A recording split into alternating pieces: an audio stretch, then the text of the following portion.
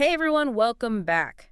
Today we're doing a deep dive, really digging into something you'll find pretty interesting, especially with your keen eye on global finance. Yeah, definitely. So we're talking about Coinbase. They're making some, well, let's be honest, some pretty big moves with stablecoins in Europe. Definitely big moves. Yeah. Definitely a lot going on. Yeah, and since you follow this stuff so closely, we figured this was right up your alley. For sure. For sure. Can't wait to dig into it. Okay, so for anyone who needs a quick refresher, let's talk about stablecoins for a sec. Imagine, you're dealing with currencies, right?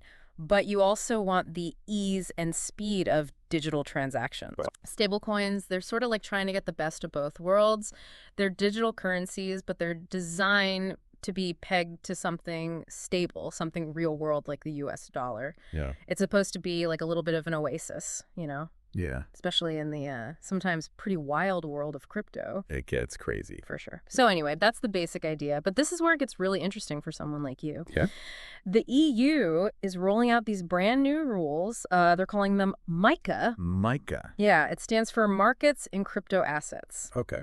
Makes sense. And let me tell you, this is going to shake things up, especially for these stablecoins we were just talking about. Oh, yeah. Big time. Yeah, these regulations, they're going to fully kick in like end of 2024, so not that far away. And it's going to reshape the entire game. And it really kind of feels like the beginning of a new era for crypto in a lot of ways. A lot more regulation coming in. Totally. And we're already seeing the ripples. Take Coinbase, for example. Huge player, right? Of course. Just announced they're going to delist certain stablecoins from their platform in Europe. Wow. Yeah, specifically in the European Economic Area, the EEA they call it. The EEA, right. By the end of the year, all to comply with these upcoming MiCA regulations we're talking about. That's a big deal. Yeah. Really shows you how serious this MiCA thing is. You know, Coinbase, they're not just going to casually ignore this. It's the real deal. Exactly. Not just some empty threat. It signals a huge shift toward actual compliance in the crypto world, which honestly, let's be real, that hasn't always been the top priority. Right. No, definitely not always a top priority. But with MiCA right around the corner, it seems like everyone's scrambling to get their act together. And one of the big things about MiCA is stablecoin issuers. Yeah. They're going to need to get this official e-money authorization. Interesting. Yeah, from at least one EU country. Think of it like, they basically need to meet much stricter requirements than before. Okay. Around stuff like reserves, consumer protection, all that. Almost like, they have to be more like a traditional financial institution. Right. That makes a lot of sense. So here's the thing. Coinbase hasn't actually said which stablecoins they're going to delist. Ah, okay. It's got everyone speculating, everyone's playing the guessing game. And the big question, at least what everyone's wondering is, what about Tether? Yeah. Their USDT, that's like the biggest stablecoin out there right now. So could this be a sign of what's to come for them in Europe? And we're talking the whole EEA, by the way. All the EU countries, plus Iceland, Liechtenstein, Norway.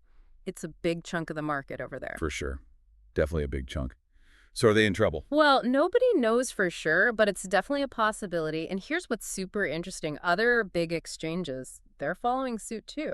Oh, really? Yeah.